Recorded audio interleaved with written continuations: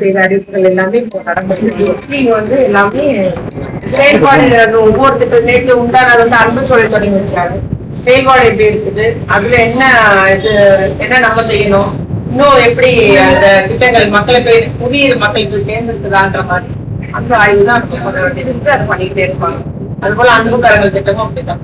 அன்பு கரங்கள்ல இன்னும் தாய் தகப்பன் இல்லாத குழந்தைகள் இல்ல ஒரு பெற்றோர் தாயோ தகப்பனோ மட்டும் இருந்து அவங்க ஒரு நிரந்தர ஒரு நோய்வாய்ப்பட்டிருந்தாலோ இல்ல சிறைச்சாலையில இருந்தாலோ இல்ல மனநிலை சரியில்லாம அந்த மாதிரி ஏதோ அவங்களுக்குள்ளே பார்க்க முடியாத சூழ்நிலை இருந்தா கூட அன்பு கரங்கத்திட்ட பயனடையலாம். அதனால இன்னுமே மக்கள் வந்து அதை நீங்க விண்ணப்பிக்கலாம்.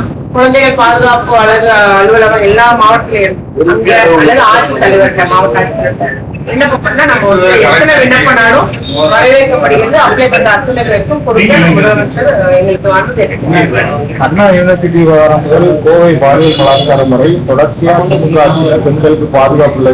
எதிர்கட்சி தலைவர் உள்ளிட்ட பிஜேபியிலிருந்து தொடர்ச்சியா குற்றச்சாட்டு பண்றாங்க. எப்படி பாக்குறீங்க? தமிழ்நாட்டுல பெண்கள் நடமாடுவதற்கான சூழ்நிலையே இல்லை அப்படின்னு குற்றச்சாட்டு நினைக்கிறாங்க. அது வந்து அவருடைய தவறான குற்றச்சாட்டு. உண்மை நிலைமை அது வரல.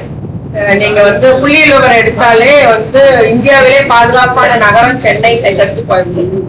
அந்த அளவுக்கு தான் புள்ளியல் விவரம் ஒன்றிய அரசு வழங்கிய புள்ளியல் விவரம் சொல்லுது. அது அதிக அளவு வேலை பார்க்கிற இடமும் தமிழ்நாடு தான். அதிக அளவு பெண்களுக்கு சொத்துரிமையில இருந்து எல்லாம் ஒரு உரிமை, கல்வி உரிமை, சொத்து உரிமை கொடுக்கப்பட்டதும் தமிழ்நாடு தான். இன்னைக்கு எல்லா பெண்களும் வளர்ச்சி அடைஞ்சிருக்காங்க.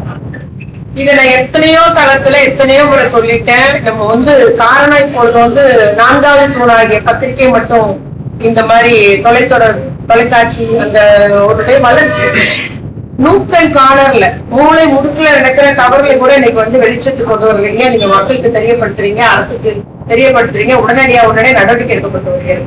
அது ஒரு காரணம். அடுத்ததாக இன்னைக்கு பெண்கள் அவன் என்னை பாலியல் வன்கொடுமை பண்ணிட்டான் அப்படின்னு சொல்றதுக்கு யாரும் தயங்குறது கிடையாது. நான் இப்படி பாதிக்கப்பட்டேன், வேற எந்த பெண்ணும் பாதிக்கப்படக்கூடாது, அவனை மாட்டி விடணும் அப்படின்னு புகார் தர முன் வர்றாங்க. இந்த ரெண்டு தான் நான் காரணமா சொல்றேன்.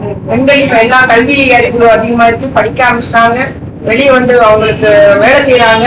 அவருடைய பாதுகாப்பு கொடுக்கறதுக்கு அவங்களுக்கு விழிப்புணர்வு கொடுக்கணும். 181 நம்பரை தொடர்பு கொள்ளுங்க. நீங்க எதுலயும் உங்களுடைய பேர் கூட வெளியே வராதுன்னு சொல்றோம். ஆக இன்னைக்கு பெண்கள் தைரியமாக புகார் தர முன் வர்றாங்க. அதுதான் யதார்த்தமான நிலை. எதிர்கட்சிகள் இதை யாரும் பாராட்ட மாட்டாங்க. அவங்க வந்து என்ன ஒரு வாய்ப்பு கிடைக்காது, நம்ம ஆளுங்கட்சி செய்யணும் அப்படின்னு இருக்கிறதுனால சொல்றாங்க. இதுதான் உண்மை அப்படின்றது நான் இங்க அழுத்தமாக கூறுகிறேன்.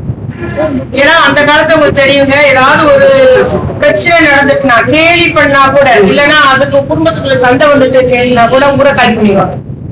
நம்ம மானம் போச்சு ஐயோன்னு சொல்லிட்டு பிள்ளைய கூப்பிட்டு வெளியூர் போயிடுவாங்க. எல்லாத்துக்கும் தெரியும், எல்லாத்துக்கும் தெரியும். அந்த நிலைமை எனக்கு மாறி இருக்கு. தைரியமா புகார் சொல்லிட்டு அவங்க தைரியமா வேலை செய்யறாங்க, படிக்கிறாங்க. அதே இடத்துல பெண்கள் இருக்காங்கன்னா எந்த அளவுக்கு பெண்களுடைய நிலை உயர்ந்திருக்குன்றத நம்ம அறிய முடியும். தேர்தல் நேரத்துல தொடர்ச்சியா அடுத்ததுக்கான அவங்களுக்கு என்ன சொல்ல அவங்க அறியாமையில செய்யறாங்களா இல்ல வேணும்னு இதெல்லாம் இந்த குற்றம் மட்டுமே சொல்ல முடியும், இந்த திராவிட மாடல் ஆட்சி இந்த ஒரு குற்றம் மட்டும்தான் சொல்ல முடியும்னு சொல்றாங்க.